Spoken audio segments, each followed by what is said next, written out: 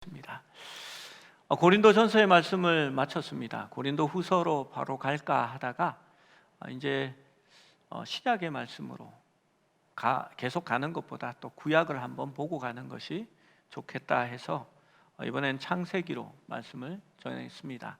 창세기가 원체 길어서 그 구절 구절을 쪼개서 매번 여태껏처럼 강해 설교로 이어나가면 아마 한 2년치 설교가 될 겁니다. 그래서 중요한 사건이나 또 약속, 하나님의 언약이 담긴 부분들, 또 거기에 관련된 본문들을 정해서 이렇게 계속해서 설교를 해 나가고자 합니다. 그래서 오늘은 첫 번째 성경의 본문으로 앞에 섰습니다. 창세기 1장에 들어가면 먼저 논쟁이 생각납니다. 진화론과 창조론에 대한 논쟁이 있지요. 거기에 자연 발생설이니 또 환경 적응설, 용불용설 이런 많은 내용들이 있습니다. 저는 생물학 쪽을 전공했기 때문에 낯선 이야기는 아닙니다. 그리고 잘 풀어서 설명할 자신도 있습니다. 그런데 성경이 그것을 얘기하고 있지 않습니다. 엔트로피의 법칙에 따라 에너지가 고등한 쪽으로 넘어간다, 이런 얘기를 성경이 하고 싶어 하지 않습니다.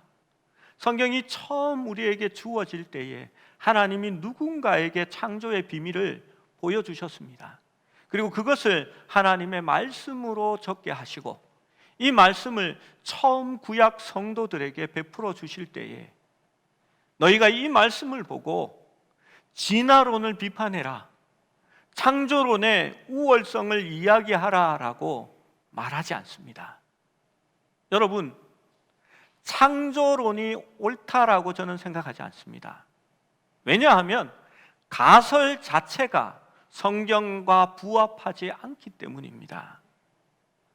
여러분, 하나님이 세상을 창조하셨습니다. 그런데 우리 하나님은 크고 무한하신 존재인데 창조론이라는 과학은 너무나 작은 시선을 갖고 있고 또 그 시선은 가정이라는 전제하에 세워지는 학문입니다. 여러분, 신학이나 하나님에 대한 말씀은 과학보다도 훨씬 더 큰 말씀입니다. 어떻게 과학으로 하나님을 증명할 수 있을까요? 여러분, 성경은 믿음에 관한 책이지 과학 교사가 아닙니다. 그래서 그쪽으로 나아가기를 제가 원하지 않습니다. 여러분, 설교는 하나님이 말씀하시고자 하는 것을 전달하는 것이 바른 설교다라고 늘 배웠습니다.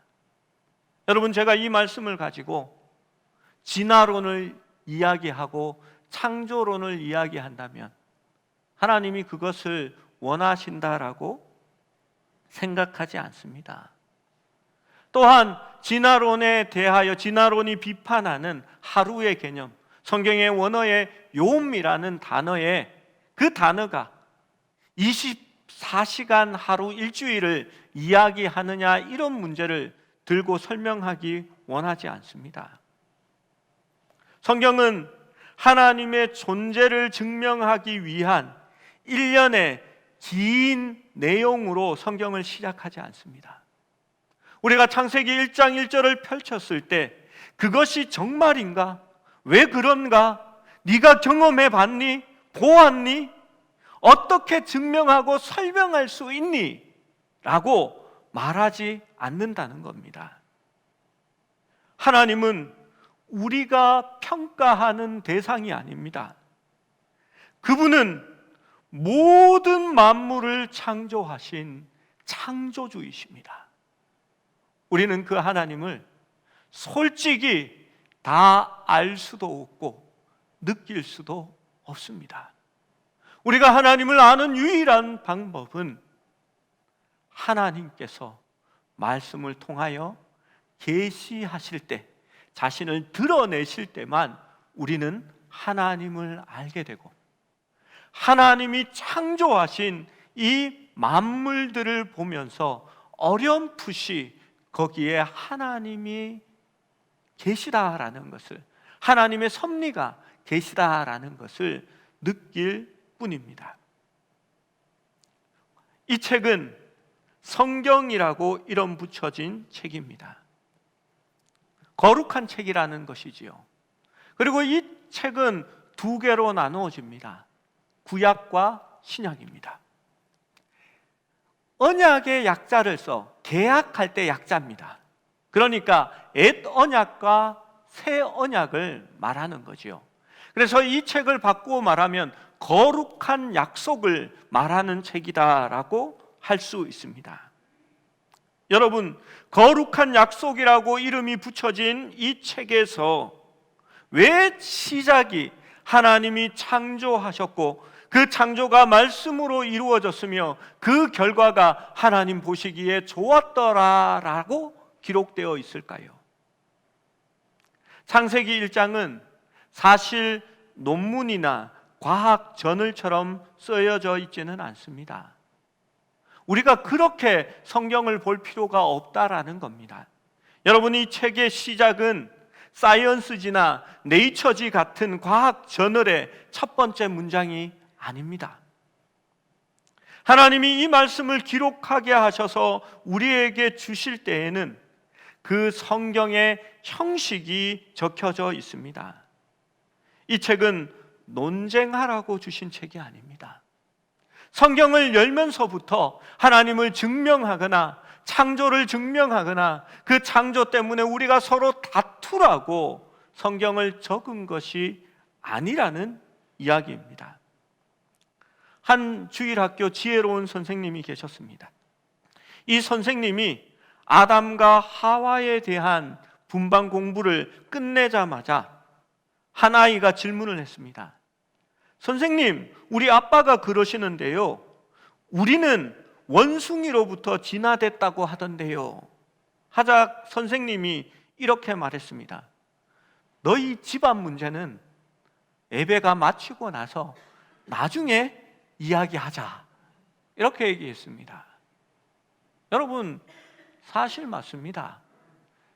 창조와 진화에 관한 얘기가 궁금하면 예배 시간 마치고 저한테 와서 따로 물으십시오. 그러면 제가 2-3시간 시간을 내어서 열심히 가르쳐 드리는 게 아니라 책을 소개해 드리겠습니다. 그리고 읽어보시고 그래도 궁금하면 그때 물어주시면 좋겠습니다. 창세기 1장을 시작하면 이 성경이 사실 좀 충격적입니다. 이 성경은 논문이나 저널이 아니라 시이기 때문입니다. 반복적인 패턴이 있습니다. 그가 보시기에 좋았더라. 이는 첫째 날이니라. 그것이 후렴구처럼 존재하고 있는 것입니다. 반복해서 똑같이 쓰여지는 것은 역사나 논문이 쓰여지는 방식이 아니라는 겁니다. 여러분, 가끔 제가 우스갯소리, 농담을 잘합니다. 그러면 저희 아내가 그것을 심각하게 듣고는 막 걱정을 하면서 반색을 합니다. 그러면 제가 하는 말이 있습니다. 예능을 다큐로 받으면 어떡하냐고. 여러분, 그렇습니다. 이 시적인 처음 시작의 글을, 찬양의 글을 논문처럼 받아서 싸울 필요가 뭐가 있겠습니까? 실제로 창조에 대한 역사는 창세기 2장부터 시작됩니다. 여러분, 성경에는 사건과 그 사건을 노래하는, 찬양하는 글들이 많이 적혀져 있습니다.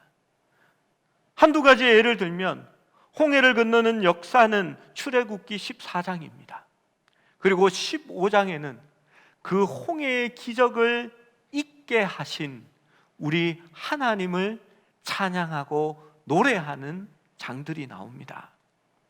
여러분, 다른 분위기 속에서 서로 노래하는 부분이 조금은 형식이 틀리다라는 것을 누구나 느낄 수 있습니다.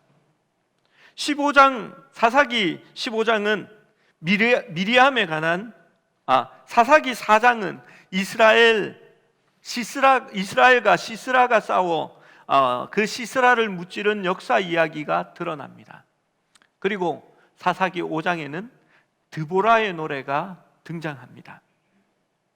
이들 노래들은 인간이 할 수 없는 놀라운 일을 행하신 하나님을 노래하고 찬양하는 구절들입니다. 창세기 1장도 그러합니다. 홍해를 갈라서 바로와 애굽의 군사를 수장시킨 하나님, 시스라가 싸우러 나갈 때에 말랐던 액강이란 말이 옛날에 물이 있었는데 지금 없다는 얘기입니다.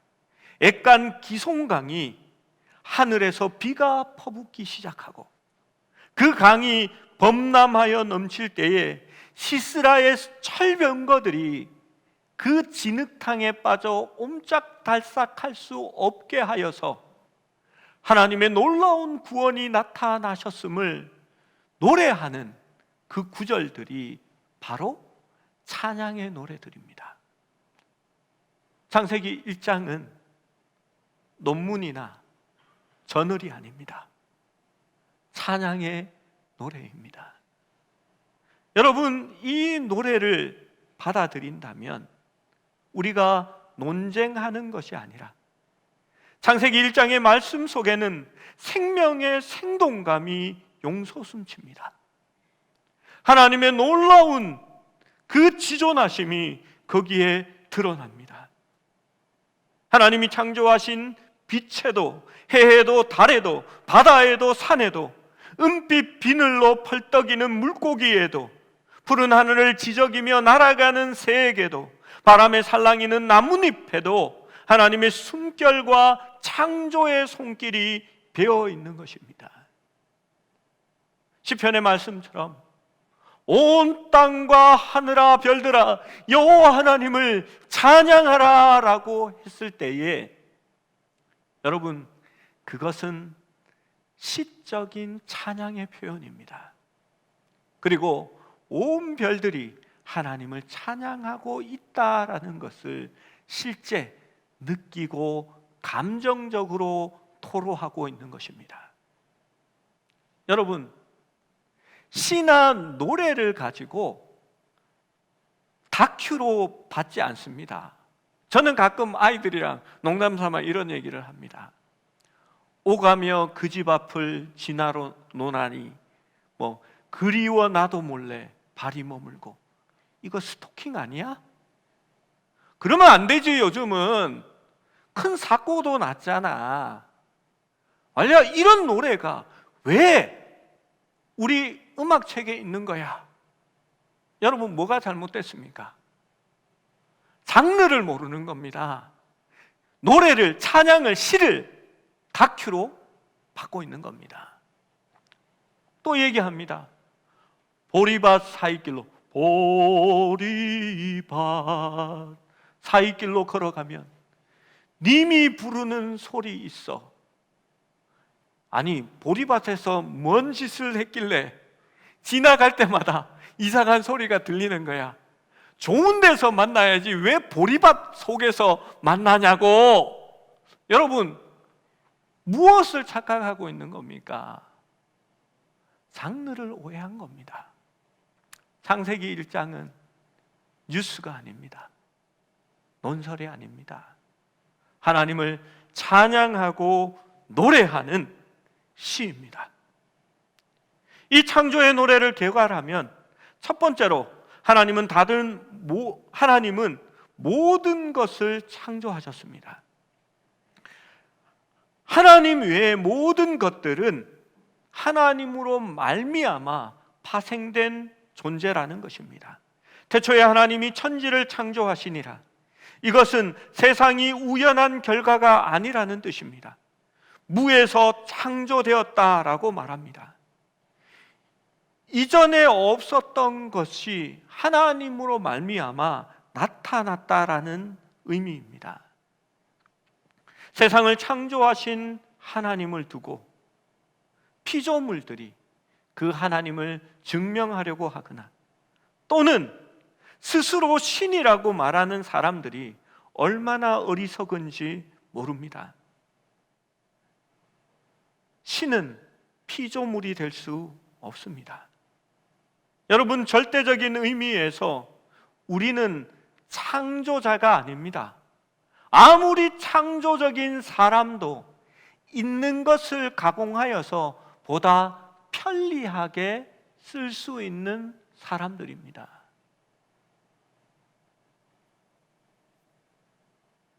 우리의 존재는 의존자의 존재입니다. 하나님은 스스로 계신 분입니다. 모든 만물이 하나님으로부터 창조되었다라는 것은 모든 만물이 하나님으로부터 나왔고 하나님께로 돌아가며 하나님의 간섭과 다스림에 의존한다라는 의미를 가지는 것입니다. 그래서 성경은 말합니다. 음식에 대해서나 찬양의 도구에 대해서나 모든 만물이 하나님께로부터 나왔으니 하나도 헛된 것이나 버릴 것이 없다라고 말하는 것입니다. 여러분, 단지 죄로 오염된 우리가 그것을 어떻게 인식하고 이용하느냐에 따라 달린 문제입니다.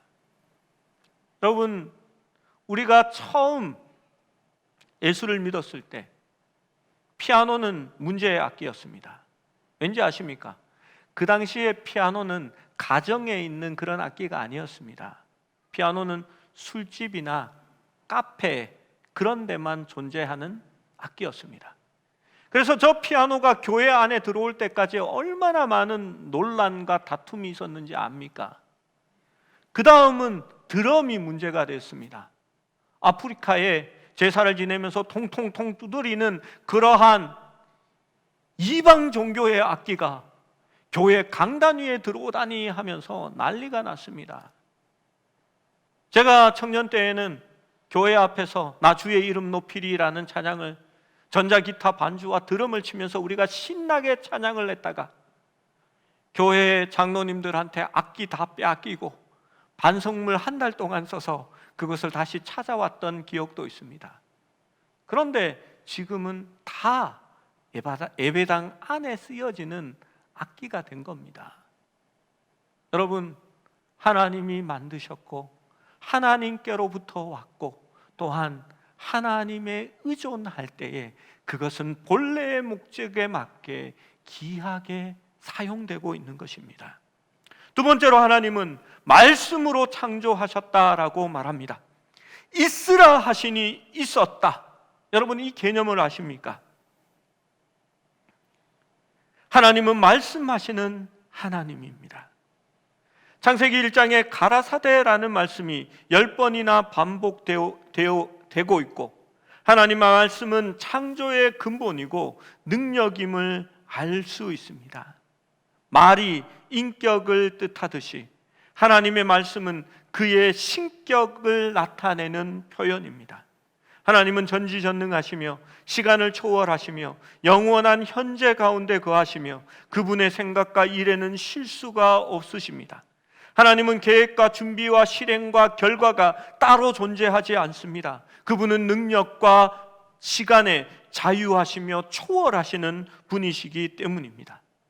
즉 하나님은 마음에 작정하시면 실행되는 것입니다. 여러분, 우리와 일하는 방식이 틀립니다. 우리는 필요성을 느끼고 생각하고 계획을 세우고 재정을 마련하고 거기에 맞는 능력 있는 사람을 따로 구해야 합니다. 그리고 일을 시작하면 반드시 시행착오와 실수를 겪게 됩니다. 그리고 그 일이 다 완성될 쯤이면 내 생각대로 제대로 이루어지지 않았구나 하는 후회가 남습니다. 그리고 다음에 할 때는 내가 이것을 조심해야지 하는 그런 교훈을 얻게 됩니다. 여러분, 우리 하나님의 일하는 방식은 그렇지 않습니다.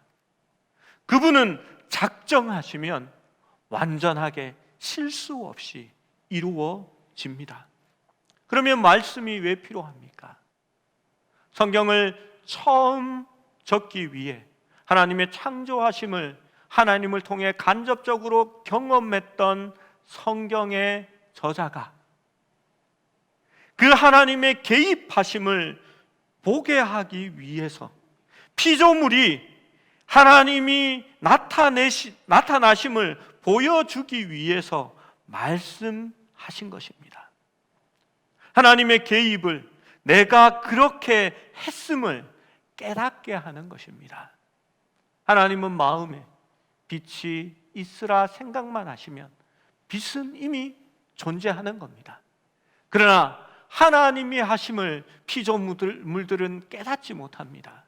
그래서 말씀으로 빛이 있으라라고 자신을 드러내 나타내시는 겁니다. 그것이 바로 계시라는 겁니다. 요한복음은 그래서 태초에 말씀이 계시니라라고 기록합니다. 그 말씀은 바로 하나님의 나타내심, 계시를 의미하는 것입니다. 이 말씀이 선포되기를 첫째 날에는 빛이 있으라 하심에 빛이 있었고 둘째 날에는 궁창이 있어 하늘의 물과 땅의 물로 나뉘게 하셨으며 셋째 날에는 땅의 모든 물들이 한쪽으로 모이고 그 묻이 드러나라 말씀하시고 땅에 식물이 있으라라고 말씀하셨습니다. 모든 피조물은 하나님의 말씀의 선포를 통해 존재하게 된 것입니다. 그래서 말씀은 하나님의 계시요 예수 그리스도는 말씀이 육신이 되어 우리에게 오신 하나님의 말씀이요 계시인 것입니다. 세 번째로 그가 만드신 모든 것이 보시기에 좋았더라라고 기록합니다. 창세기 1장과 2장에서는 죽음이나 부패나 독선이나 오만이나 교만이나 파괴에 대한 암시가 전혀 없습니다. 하나님은 선하시고 하나님의 창조는 온전하고 보기에 선하고 만족스러운 것이었습니다. 하나님은 모든 피조물을 지켜보시며 보시기에 좋았다라고 하셨습니다. 그리고 그래서 하나님이 우리에게 주신 모든 것들이 아름다운 것이 될 수 있는 겁니다. 다만 우리의 죄 때문에 그 관계가 틀어지고 그 질서가 어긋나 버린 것입니다. 여러분, 그래서 예수님이 우리 가운데 다시 찾아옵니다. 그 영적인 질서를 회복시키고 새롭게 창조하기 위하여 오신 것입니다. 성경은 하나님 보시기에 좋았더라라는 말씀을 계속 말하고 있습니다. 하나님이 지으신 모든 것이 좋았다라고 말하는 것입니다. 세상의 많은 철학들이 이원론적입니다. 세상의 종교들은 거의 다 이원론을 동반하고 있습니다. 이 말이 무슨 말이냐 하면요, 육신과 물질적인 것은 악하고 영이나 정신적인 것, 혼은 선하다라고 구별하는 것입니다. 안타깝게도 이러한 이원론의 관점이 우리 교회 안에도 들어와 있습니다. 이 이원론은 성경에서 나온 것이 아님에도 불구하고 많은 사람들이 그것을 받아들입니다. 오늘날 이원론적인 그리스도인들은 이렇게 생각합니다.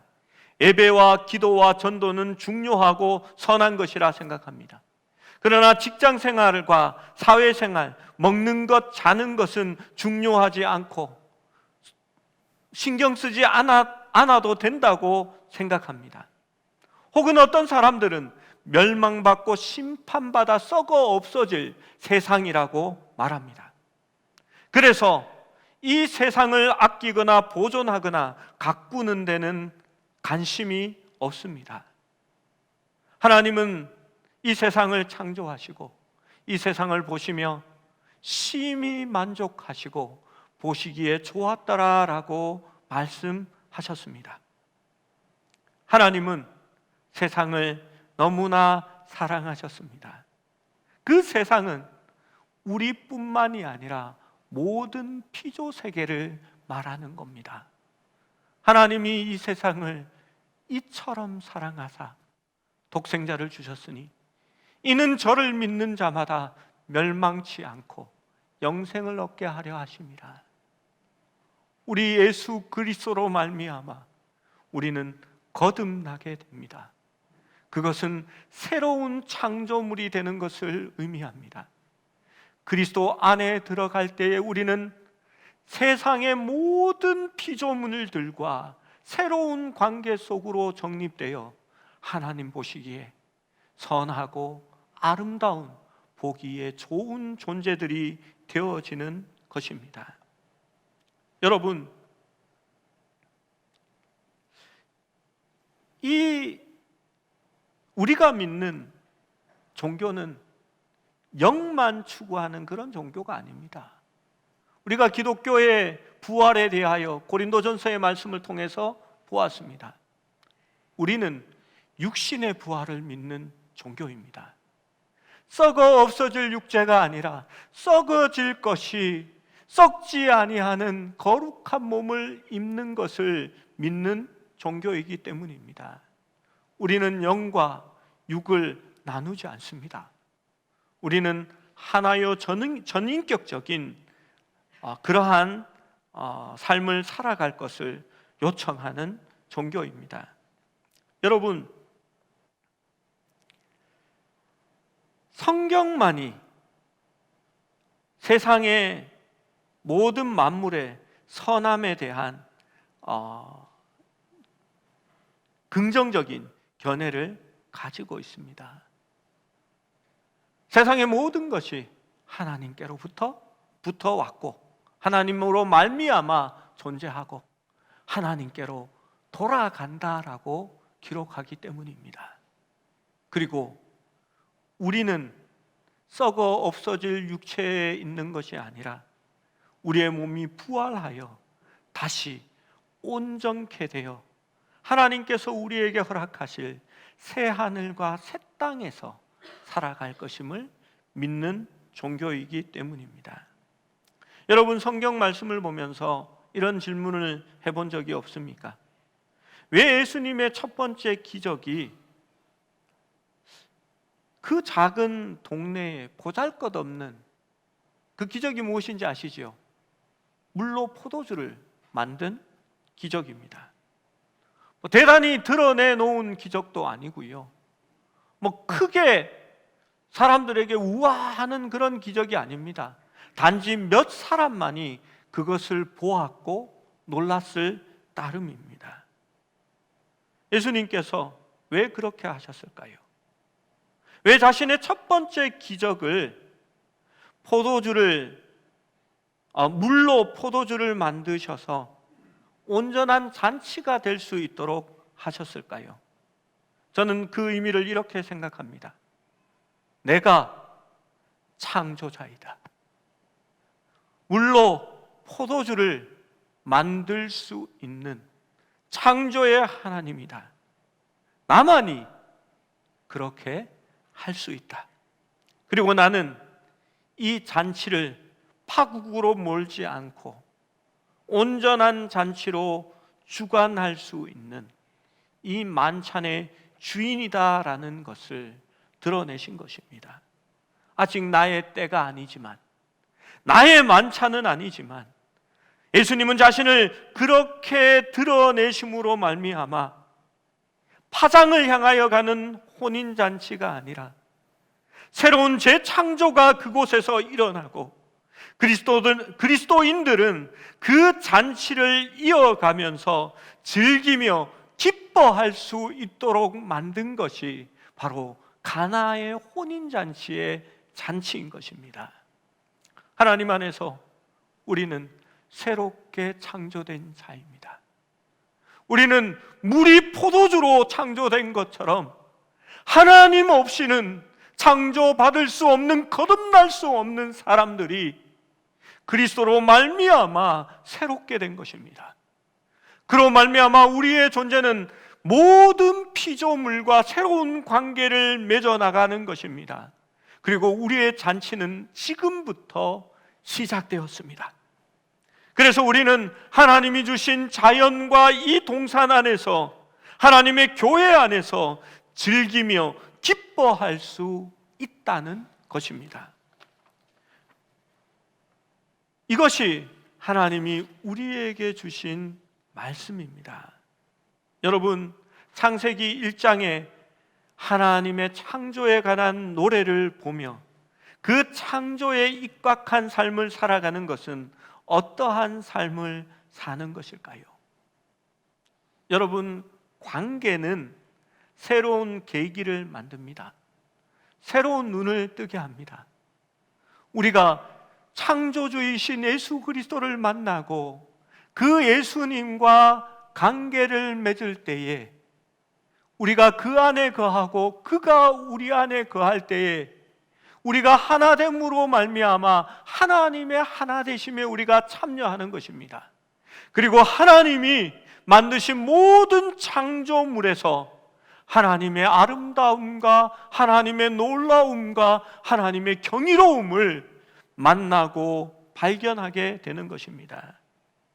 어린 왕자라는 책이 있습니다. 그 소설 속에 보면 한 마리 여우와 어린 왕자가 만나게 됩니다. 어린 왕자는 여우와 친하게 지내고 싶었습니다. 여우는 말합니다. 아직 나는 너에게 길들여지지 않았기 때문에 너에게는 내가 10만 여우 중에 한 마리일 뿐이야. 그런데 우리가 길들여질 수 있으면 너는 이 세상에 하나밖에 없는 친구가 되고 난 내게 이 세상에 하나밖에 없는 친구가 될 거야 라고 이야기합니다. 그때 어린 왕자는 허드러지게 늘려진 장미와 자기의 별에 있었던 단 하나의 장미가 다른 장미라는 것을 비로소 깨닫게 되고 그 의미를 찾게 되는 것입니다. 여러분, 하나님 없는 세상의 피조물은 아무것도 아닌 것입니다. 그러나 우리가 그 세상을 창조하신 주님과 관계를 맺을 때에 세상은 우리에게 또 다른 의미로 다가올 수 있는 것입니다. 여러분, 세상은, 피조물은 섬세한 현악기의 울림과 같아서 작은 파동에도 민감하게 그것을 반응합니다. 우리는 마음으로 느낄 수 있게 됩니다. 그리고 하나님 안에서 새로운 의미와 관계를 갖게 되는 것입니다. 여러분, 그것이 창세기 1장이 노래하는 창조의 의미인 것입니다. 제가 초등학교 5학년 때 저는 정말 순진하고 조용하고 착한 아이였습니다. 아무도 아멘 안 하시죠? 믿거나 말거나입니다. 지금 생각해보면 저는 같은 또래의 여자아이에 비해서 한참은 어렸던 것 같습니다. 학교 합창부에서 소풍인지 야외 활동을 갔었고 거기에는 지천에 크로바꽃이 널려 있었습니다. 그때 합창부에 있었던 여자아이 하나가 제게 와서 크로바꽃 하나를 이렇게 뽑아서 크로바꽃으로 반지를 만들 줄 아냐고 제게 물었습니다. 제가 모른다고 했습니다. 그러자 그 크로바꽃 줄기를 손톱으로 이렇게 반을 갈라서 쭉 찢어냅니다. 기억나시죠? 옛날에 그러더니 제 손을 내밀어 보라고 합니다. 그래서 내밀었습니다. 그랬더니 약지에다가 그 줄기를 묶어서 반지를 만들어 주었습니다. 그리고 그 여자애가 이렇게 말했습니다. 내가 꽃반지 줬으니까 나중에 여기에 금반지로 갚아라 라고 얘기했습니다. 지금은 얼굴도 기억나지 않는 그 여우 같은 여자아이가 온 세상 크로바꽃에 무슨 짓을 해놓았는지 나중에야 알게 됐습니다. 여러분, 사실 그렇습니다. 관계는, 사건은 새로운 의미로 우리에게 다가옵니다. 창조의 의미를 아는 것은 새 창조를 받은 거듭난 자의 특권입니다. 시편 19편은 하늘과 별과 해와 달이 하나님의 영광을 선포한다라고 노래합니다. 욥기 38편에서 하나님은 욥에게 이렇게 말씀하십니다. 새벽 별들이 함께 노래하고 천사들이 기뻐 외칠 때에, 내가 땅에 기초를 놓을 때에 내가 어디에 있었느냐라고 말합니다. 여러분, 잠언과 시편은 노래입니다. 그 노래에는 시적 허용이 포함됩니다. 땅을 하나님이 말씀으로 창조하였지만 하나님은 내가 땅에 기초를 놓았다라고 말합니다. 별빛이 환하게 빛나지만 그 아름답게 빛나는 별빛을 별들이 노래한다라고 말할 수 있는 것은 시편과 욥기가 찬양의 형식이기 때문입니다. 여러분, 창세기 1장은 찬양입니다. 하나님께 올려드리는 노래입니다. 제가 좋아하는 찬양 가수인 마이클 카드는 믿음의 합창이라는 노래를 지어 불렀습니다. 그 찬양의 가사는 이와 같습니다. 하나님께서 만드신 첫 번째 합창은 어두움으로 나뉘어졌다. 그러나 여전히 행성과 별들은 그 빛으로 할렐루야를 노래합니다. 그리고 우리가 그 찬양에 참여하기를 고대하고 기다리고 있습니다. 마침내 창조주는 우리를 사랑하셔서 새로운 피조물이 되게 하시고 모든 피조물을 그 믿음의 합창에 참여하게 한다라고 그는 말합니다. 후렴의 가사에 그는 이렇게 노래합니다. 너의 삶으로 노래하고 너의 마음으로 노래하고 너의 입술의 말로 멜로디를 만들고 그 믿음의 합창에 참여하라라고 요청합니다. 저는 이 찬양의 가사가 창조의 세계관을 가장 잘 노래하고 있다라고 기억합니다.